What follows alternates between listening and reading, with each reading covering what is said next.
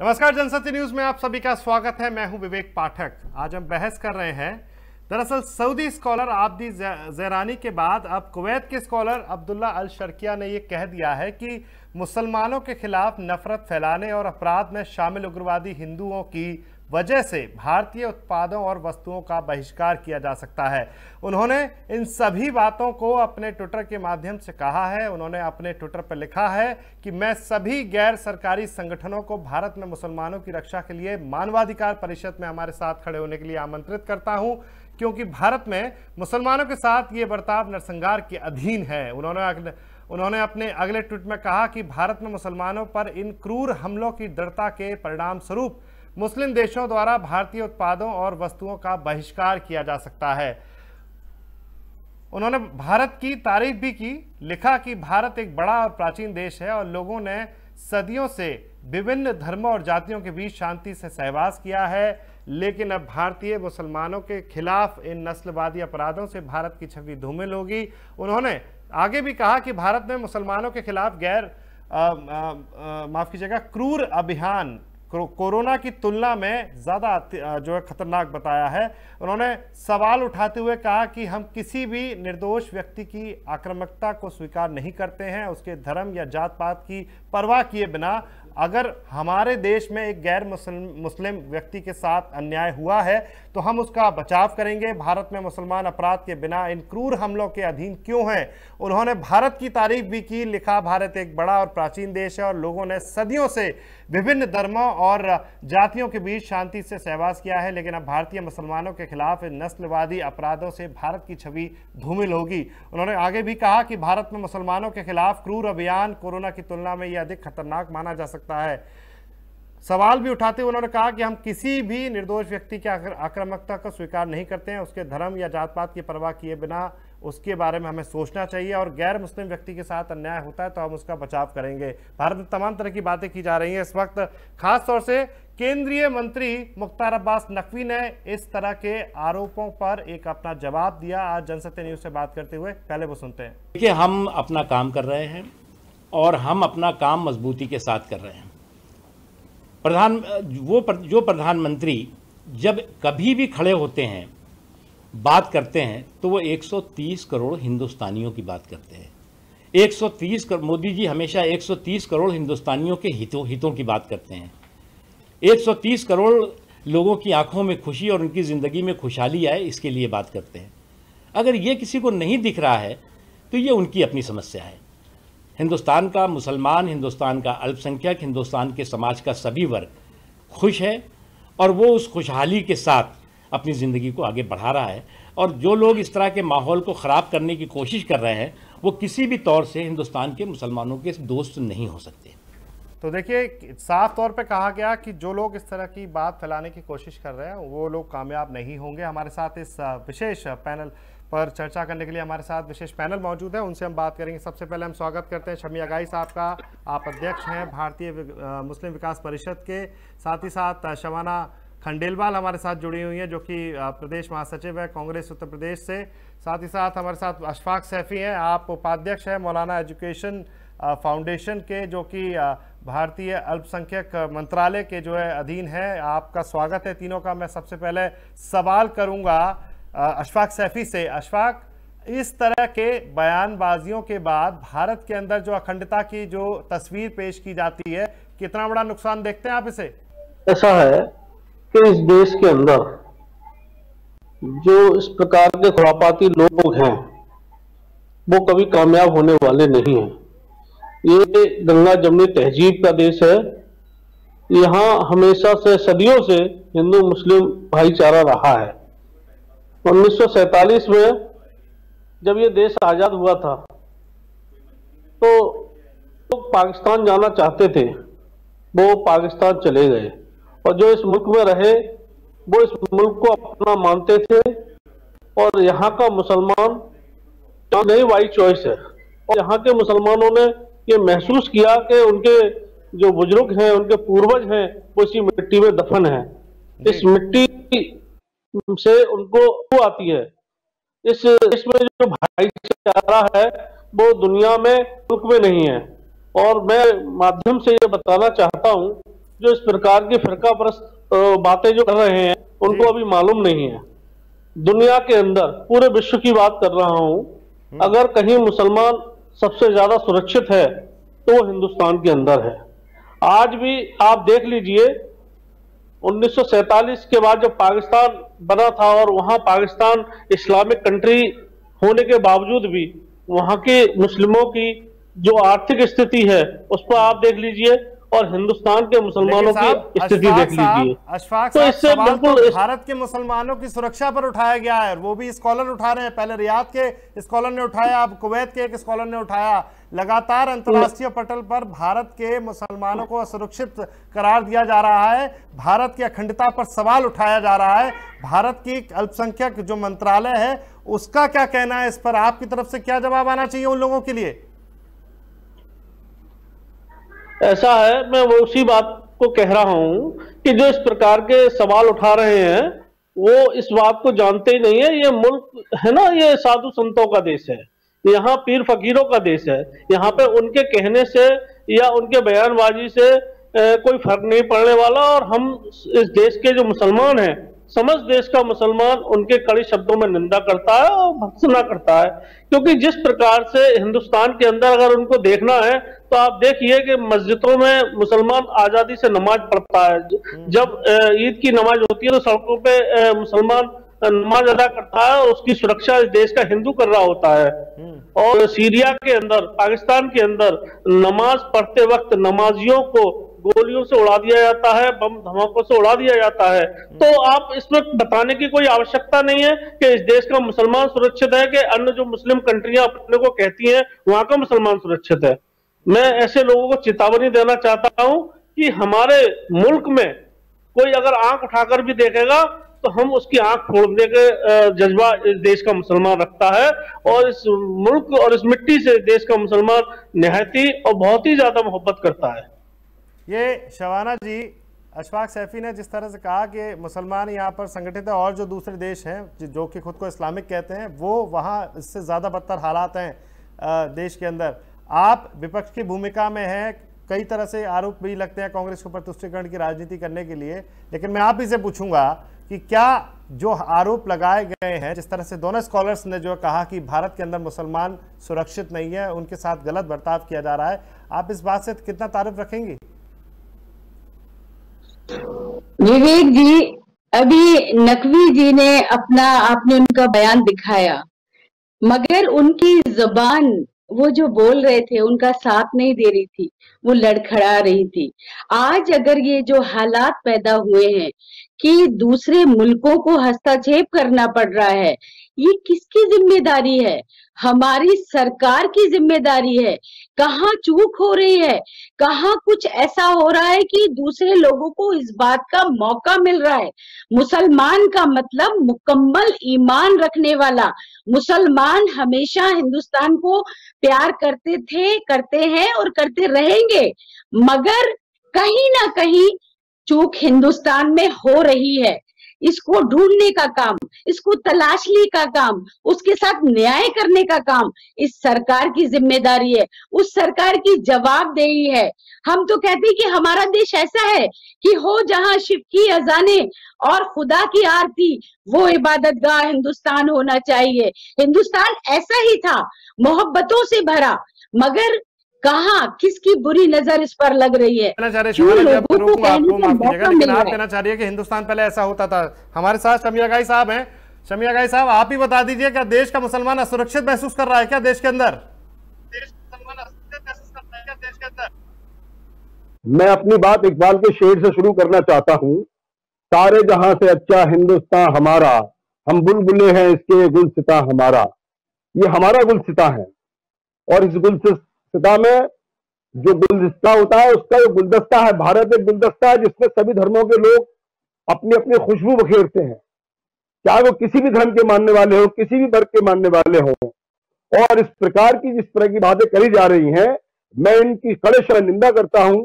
भारत का मुसलमान, हिंदू, सिख, ईसाई आपस में मिलजुल कर रहता है। यहाँ की मुश्तरका तहजीब है, यहाँ की मुश्तरका तहजीब है। ये सुलह-कुल का देश है, ये शांति का देश है। प्रेम का संदेश देने वाला ताजमहल पूरे विश्व को प्रेम का संदेश देता है।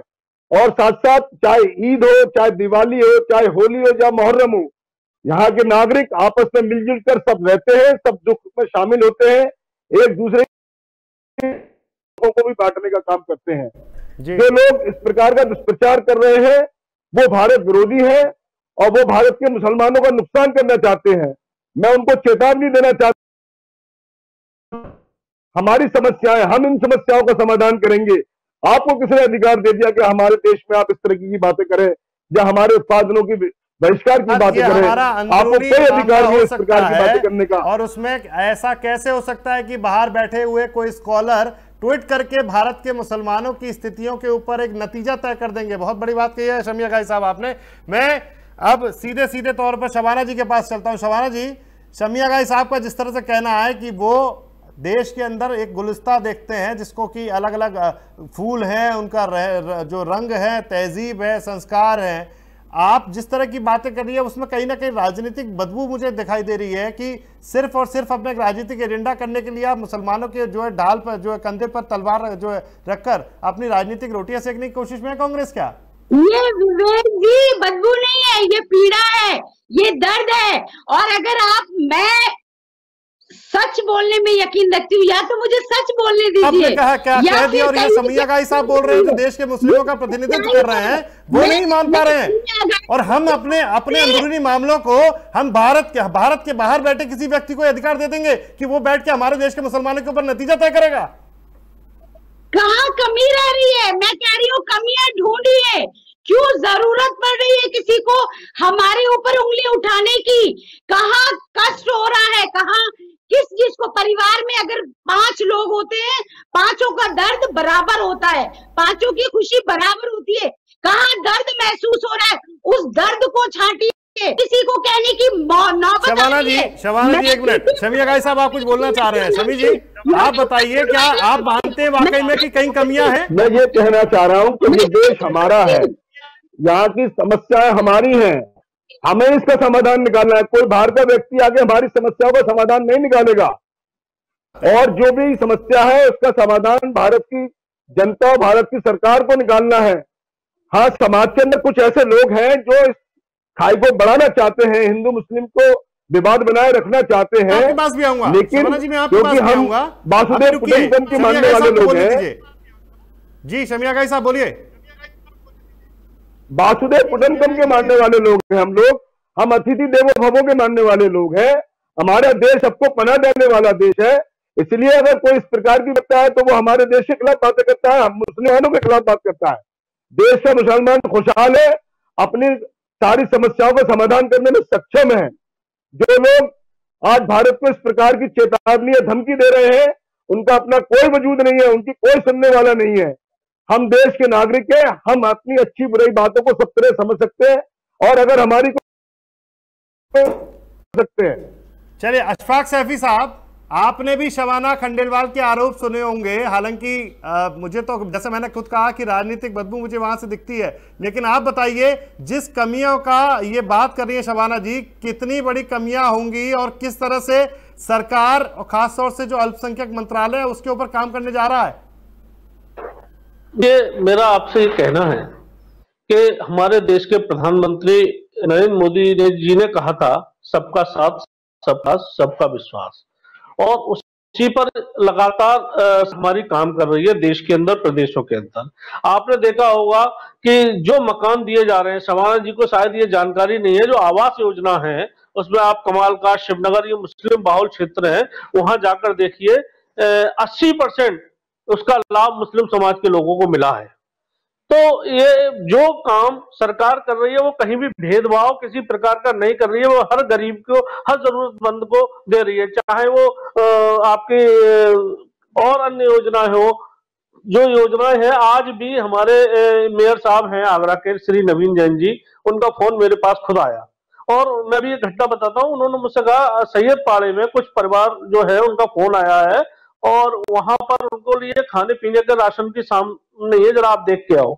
मैंने वो को भेजा, और फिर माननीय मेयर साहब से मैंने बात करी, और फिर उन्होंने उनके लिए खाने पीने की सामग्री वो भेजी।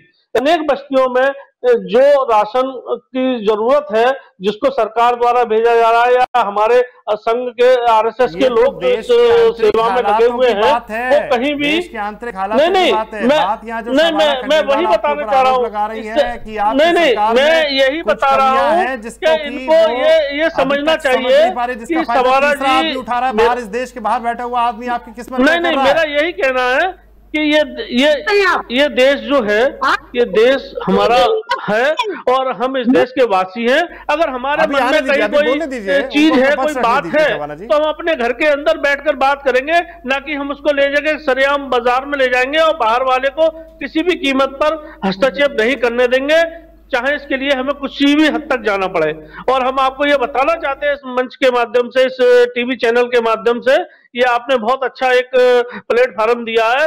हर देश का मुसलमान इस देश से मोहब्बत करता है और यहाँ के लोग जो हैं वो भी इस देश के मुसलमानों से उतनी ही मोहब्बत करते हैं, इसमें कहीं कोई दो राय नहीं है। और सरकार हमेशा न्याय कानून का पालन करती है, किसी के साथ कोई भेदभाव नहीं हो रहा है, ये इनकी गलतफहमी है। ऐसे ही लोग इस देश को कमजोर करने का काम करते हैं, मैं उनकी भी कड़े शब्दों में निंदा करता हूं। शबाना खंडेलवाल, आप ये बताइए कि किन कमियों की बात आप कर रही हैं, और अगर वो कमियां हैं तो क्या हम किसी भी भारी ताकत को ये मौका देंगे, क्या हम उसको अलाउ करेंगे कि वो हमारे देश के अंदरूनी मामलों के ऊपर बैठकर भाग्य विधाता की तरह कमेंट जारी कर दे? विवेक जी, बेशक मैं इस बात की निंदा करती हूँ कि दूसरे लोगों को अधिकार नहीं है, मगर मैंने पहले भी कहा कि मैं सच बोलने की हिम्मत रखती हूँ। मैं उन बातों को कर रही हूँ कि आप मुसलमान, मेरे पास 20 फोन आते हैं, वीडियो आती है कि अगर वो सब्जी बेचने जा रहा है तो उससे जात पूछी जा रही है कि तू अगर मुस्लिम है तो तू सब्जी नहीं बेच सकता, तू यहाँ फलों की ठेल नहीं लगा सकता।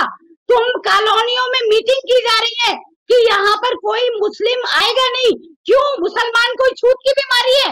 मैं हिम्मत रखती हूँ बोलने की, सच बोलने की। अभी जयपुर की एक डॉक्टर ने, मैं उन लोगों को, हिंदू भाइयों को सलाम करती हूँ और दिल से सलाम करती हूँ जो आज हमारे साथ खड़े हैं, सच्चाई के साथ खड़े हैं। उन्होंने ये टिप्पणी की कि एक हॉस्पिटल में प्रेग्नेंट महिला को लेकर गए और उसने जब नाम बताया कि मेरे पति का नाम इरफान है, उसको उस हॉस्पिटल से निकाल दिया गया और कह दिया गया कि यह मुस्लिम है, इनका इलाज नहीं होगा। आप कहें तो मैं सबूत के तौर पे वीडियो भेजूंगी, आप इनके मंत्रालय को भेज दीजिए। ये क्यों नौबत आ रही है? जब बच्चा रोता है तो दर्द होता है। ये सरकार का काम है, ये सरकार का काम है ऐसे लोगों पर कठोर कार्रवाई करे, और वहाँ सरकार कांग्रेस की है। मैं इनको ये बताना चाहता हूँ कि जो भी इस प्रकार के काम कर रहे हैं वो वहाँ की सरकार ऐसे लोगों पर एक्शन ले, कानूनी कार्रवाई करे। और मैं आपको बता दूं ये सरकार भी वहाँ कांग्रेस की है। इस तरह के लोगों के खिलाफ क्या कार्रवाई हो सकती है? सरकार का क्या स्टैंड है? ये काम वहां की सरकार को, ऐसे लोगों पर सख्त से सख्त कार्रवाई होनी चाहिए। और मैं इनको बताना चाहता हूं, वहां सरकार भारतीय जनता पार्टी की नहीं है, वहां सरकार कांग्रेस की है। ये इनका काम है कि वहां पर कार्रवाई कराए। कौन रोक रहा है इनको कार्रवाई करने से ऐसे लोगों के खिलाफ? आप भी उसी बात पे आ रहे हैं। जो सरकार का अशफाक सैफी साहब, देश में तो आपकी सरकार है साहब, देश में तो आपकी सरकार है। आखिरकार ऐसा माहौल बनने की हम अलाउ करेंगे क्यों? उस राज्य में कांग्रेस की सरकार है। मैं आपसे ही पूछता हूं, ऐसा है, मैं आपसे ही पूछता हूं अशफाक सैफी साहब कि क्या हम ये किसी भी स्थिति में, हम किसी भी तरह से ये देखने देंगे कि अगर हमारे ही, खासतौर से जिस तरह से महाराष्ट्र में हुआ, वहां पे 2 साधु संतों की हत्या की गई, उसके ऊपर अलग राजनीति है, बॉम्ब लिंचिंग के तमाम ऐसे आरोप लगते हैं, लेकिन क्या हम ये अलाउ करेंगे कि जो हमारे अंदरूनी, मैं वापस वही कह रहा हूं जिस तरह से शमी आगाई साहब ने कहा कि क्या हम अपने आंतरिक मामलों पर, हम अपने आपसी विवाद और भाईचारे पर हम किसी तीसरी ताकत को ये मौका देंगे कि वो बैठकर हमारे मुसलमान या हिंदू जो हमारे देश के नागरिक हैं, जैसे खुद मुख्तार अब्बास नकवी साहब ने कहा कि हम वो देश के प्रधानमंत्री इस देश में मुसलमान और जो है हिंदू नहीं देखते हैं, उनके लिए देश में 130 करोड़ जनता है। हमारा वो एक पैटर्न है जिसको कि हम सांप्रदायिक कहते हैं, और देश के अंदर तमाम जो धर्म जातियां हैं हम उनके साथ लेके चलते हैं। हमारी उस जो इमेज को डैमेज करने के लिए हम किसी को कैसे अलाउ कर सकते हैं? सरकार इस पर क्या स्टैंड लेगी? अशफाक सैफी साहब है पाठक जी, ये निश्चित रूप से जिन्होंने भी ये काम किया है ये बहुत ही गंदा काम है और ये अपराध किया है। और ऐसे लोगों के खिलाफ जो कानून है वो अपना काम करे, उसको किसी ने रोका नहीं है। चाहे मॉब लिंचिंग हो या इस प्रकार की कोई भी घटना होती है तो कानून अपना काम करता है। इसमें बाहरी मुल्क के लोगों को कोई अधिकार नहीं है कि वो इस ऐसे मामलों में हस्तक्षेप करें, क्योंकि हर घर में, हर परिवार में छोटी मोटी बातें होती रहती है। इसका मतलब ये नहीं है कि हम बाहरी मुल्कों को यहाँ पर हस्तक्षेप करने का उनको अनुमति देंगे। जी चलिए, आपने कह दिया कि हम उनको किसी भी कीमत पर ये बर्दाश्त नहीं किया जाएगा। और जो कानून है, जैसा लग रहा है शमिया भाई साहब, जैसे आपने बात कही कि देश का मुसलमान खुश है, खड़ा हुआ है, मैं आप ही से जानना चाहता हूं, देश के मुसलमानों की अगर नेतृत्व आप कर रहे हैं तो आपकी तरफ से इस तरह के लोगों के लिए क्या जवाब है जो लोग बाहर बैठकर देश के, हिंदुस्तान के अंदर की जो अखंडता है उस पर ही सवाल दाग देते हैं? देखिए, ऐसे लोगों को कोई अधिकार नहीं है कि वो हमारे मुल्क के अंदरूनी मामलों में कोई भी किसी प्रकार का हस्तक्षेप करें। ये मुल्क 130 करोड़ भारतीयों का है, यहाँ रहने वाले एक दूसरे में शामिल हैं। अगर कोई समस्या है तो उसका समाधान भी हम स्वयं निकालेंगे। लेकिन जिस प्रकार से अभी एक दो बातें सामने आई, तो मैं सिर्फ इतना कहना चाहता हूं कि सरकारों का दायित्व है कि वो राज धर्म का पालन करे, बिना किसी भेदभाव के, बिना किसी धर्म जाति को देखे हुए। लेकिन ऐसा प्राय कुछ इस तरह की घटनाएं हुई हमारे देश में वर्तमान में, जिसकी वजह से आज ये मौका मिलने का मैं भारत सरकार से ये मांग करता हूं कि ऐसी जो घटनाएं हो गई हैं उन पर तुरंत कड़ी से कड़ी कार्रवाई की जाए। और देश का जो माहौल बना हुआ है, क्योंकि आज हम पूरे विश्व के अंदर सबसे आगे कोविड-19 के खिलाफ जो लड़ाई लड़ रहे हैं, वो सब जब एक का इकट्ठे होकर लड़ेंगे जब ही कोई समाधान हो पाएगा। अगर हम इस प्रकार से ये आपस में बढ़ जाएंगे, हिंदू मुसलमान में बढ़ जाएंगे, जो विदेशी ताकतें हैं जो हमारे मुल्क की तरक्की से जलती हैं, हमारी ताकत से घबराती हैं, वो जो उनके मंसूबे पूरे हो जाएंगे। इसलिए पूरे देश को एकजुट होने की जरूरत है और अपने भारत के विकास को मजबूत करके भारत को सिरमौर बना के विश्व गुरु बनाने की आवश्यकता है, ना कि हम हिंदू मुसलमान से, हिंदू सिख ईसाई करते फिरे। इन सब बातों से कोई फायदा निकलने वाला नहीं है। हम लोग भारत के लोग हैं, भारत हमारी मादरे वतन है और भारत का विकास, भारत की तरक्की, भारत की खुशहाली 130 करोड़ लोगों के हित में है। इसलिए ऐसी विदेशी ताकतों को मुंहतोड़ जवाब देने के लिए भारत सरकार को ऐसे ठोस कदम उठाने की आवश्यकता है कि इस प्रकार की कोई आवाज उठाने की कोशिश भी ना करे। मेरी तो सिर्फ यही गुजारिश है आपके चैनल के माध्यम से। चलिए, गुजारिश नहीं, मुझे लगता है कि ये ताकत है इस देश की जो आप बात कर रहे हैं कि अगर आप देश के मुस्लिमों का प्रतिनिधित्व करते हैं समिया गाई साहब, और आपका अगर ये सोच है और आपका ये जो संदेश अगर जनता देश के मुसलमानों में जाता है, तो निश्चित रूप से इस अखंडता को हम मजबूती देते हुए दिखाई देते हैं। शबाना जी, अभी चूंकि समय बहुत कम है मेरे पास, तो मैं जाते जाते आपसे एक फाइनल स्टेटमेंट लूंगा। आप मुझे बताइए कि ठीक है, जैसे शमिया गाई साहब ने कहा कि हमारे अंदरूनी मामले रहते हैं, घर में अगर 5 सदस्य हैं तो कुछ ना कुछ बात हो सकती है जिसका हल एक घर के अंदर के बैठे हुए लोग निकाल सकते हैं। बाहर बैठे हुए किसी तीसरे व्यक्ति के लिए हम क्यों ऐसा मौका देंगे जिसकी वजह से वो हमारे ऊपर इस तरह का सवाल दे, हमारे देश की अखंडता पर ही सवाल उठा दे? राजनीति कहीं छोड़ देनी चाहिए ना। बाहर के अगर कोई दुश्मन हमारे बीच में जो घुसने की कोशिश कर रहा है, हमारे देश को बांटने की कोशिश कर रहा है, तो शबाना जी क्यों नहीं राजनीति छोड़ देनी चाहिए इस पे? विवेक जी, राजनीति की बात नहीं है, बेशक हम उस चीज की निंदा करते हैं, मगर फिर भी हम सरकार से ये आग्रह करते हैं कि तलाशिए उन चीजों को कि बाहरी लोगों को मौका ना मिले। जब घर में झगड़ा होता है, भीड़ इकट्ठी होती है, बाहरी तमाशगिन आकर खड़े हो जाते हैं। हम तो खुद कहते हैं कि हमारा देश और ऐसा होना चाहिए कि काश अपने मुल्क में ऐसी फिजा बने, मंदिर कहीं जले तो रंज मुसलमान को भी हो और लुटने न पाए मस्जिदों की आबरू, ये फिक्र मंदिरों के निगहबान को भी हो। हिंदुस्तान ऐसा ही होना चाहिए। इसके रहनुमा, इसके सरपरस्त जो बैठे हैं, उनकी जिम्मेदारी बनती है कि ये हिंदुस्तान उनका परिवार है। परिवार में सारे बच्चे एक समान है, चाहे वो लूला हो, चाहे वो लंगड़ा हो, चाहे काढ़ा हो, चाहे खराब हो, मगर औलाद का प्यार माँ बाप के लिए एक बराबर होता है। जो सरकार में बैठे हैं वो एक माँ बाप की तरह है। उनकी जिम्मेदारी बनती है कि बाहरी ताकतों को हिंदुस्तान में हस्तक्षेप करने ना दें। चलिए, ये हमारी जिम्मेदारी बनती है। हमारे साथ अशफाक सैफी साहब, जो केंद्रीय अल्पसंख्यक मंत्रालय है उसकी तरफ से देश के मुसलमानों की तरफ जो संदेश देने की कोशिश की जाती रही है, मैं आपसे चलते चलते लास्ट एक स्टेटमेंट फाइनल लूंगा कि देश की सरकार इस तरह के बयानबाजियों को लेकर और जिस तरह से साफ तौर पर कहा गया कि भारतीय उत्पादों को बहिष्कार किया जाएगा, सरकार का क्या स्टैंड होगा इस तरह के स्टेटमेंट्स पर? देखिए, ऐसा है पाठक जी कि निश्चित रूप से इस प्रकार का जो जिसने भी ये बयान दिया है वो हमारी सरकार उसको संज्ञान में लेगी और जो भी उस पर कानूनी या संवैधानिक रूप से जो कार्रवाई होगी वो की जाएगी, क्योंकि इस देश के मुसलमानों ने प्रतिक्रिया देंगे। बात खत्म यहीं की यहीं हो जानी है, लेकिन जो साजिशें हैं वो लगातार जारी है। मैं बहुत बहुत शुक्रिया अदा करना चाहूंगा मेरे पैनल का, जिसमें खासतौर से शमिया गाई साहब ने बहुत साफ संदेश दिया भारत के मुसलमानों की तरफ से। हमारे साथ शबाना खंडेलवाल जुड़ी, लेकिन हालांकि राजनीतिक स्थितियों की बात ठीक है, लेकिन शबाना ने भी खुद माना कि कहीं ना कहीं देश के जो बाहर जो लोग बैठे हैं वो देश के अखंडता पर सवाल नहीं उठा सकते, उसकी निंदा होनी चाहिए।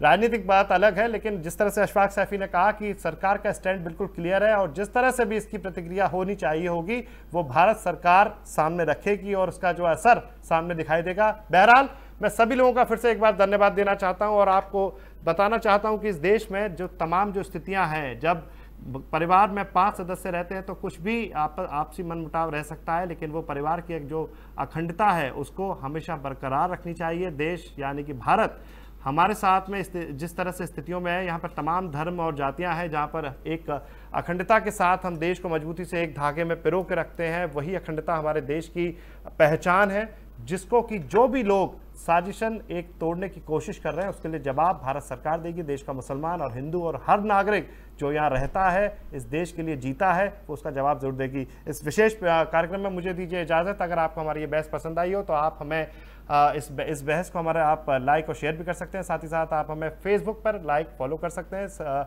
यूट्यूब पर आप जनसत्य न्यूज़ को सब्सक्राइब भी कर सकते हैं। तब तक के लिए जुड़े रहिए जनसत्य न्यूज़ के साथ। मुझे दीजिए इजाज़त। नमस्कार।